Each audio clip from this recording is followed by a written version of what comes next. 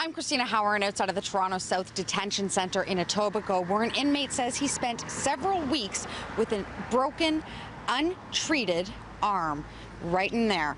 Now, he says that he requested for assistance several times and he was denied that. He was denied trips to the hospital by court staff and he was denied an x-ray, he says, by correctional staff. Now, he is in a cast now, but that's only because he got released on bail and then immediately went to the emergency room.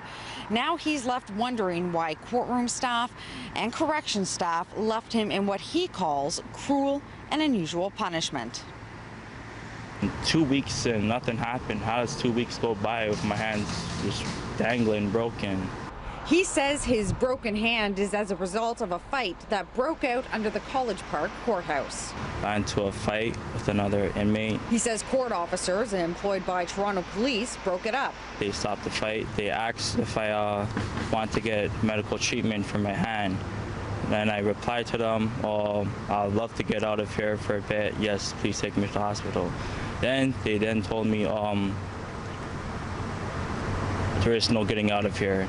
Put me back into the cells, just to have, just in case. We've concealed AJ's identity for his own protection. He still has other court appearances to make. He says over the next several weeks he saw a jailhouse doctor who told him he needed to be x-rayed, but that didn't happen. He went back to court for another appearance 12 days later. His first concern was that his hand was broken, and he showed it to me, and it was all swollen and discolored and very clearly in an acute state. And at that point, I asked him what had been done. He said he'd been trying in the jail repeatedly to get seen. They said they didn't have an x-ray machine. Somebody looked at it in the jail but said, well, somebody else has to look at this. They never took him anywhere and never did anything to help him. AJ's lawyer, Ray Buchan, says he asked the justice to note his injuries and ask for medical treatment. He says she did one better. She told court staff he needed to get care immediately. She wanted him taken to the hospital. But Buchan says staff at College Park didn't oblige. I was advised that the special constables talked to their supervisor, and the supervisor had indicated that it wasn't their job. So AJ and Buchan say he spent the weekend dealing with the pain while locked down here. I told them all the time too, just like it's hurting me every day. It's turning colors, like there's something wrong with my hand, and it's very painful. Just because I don't sit around here crying about it doesn't mean like it doesn't hurt me.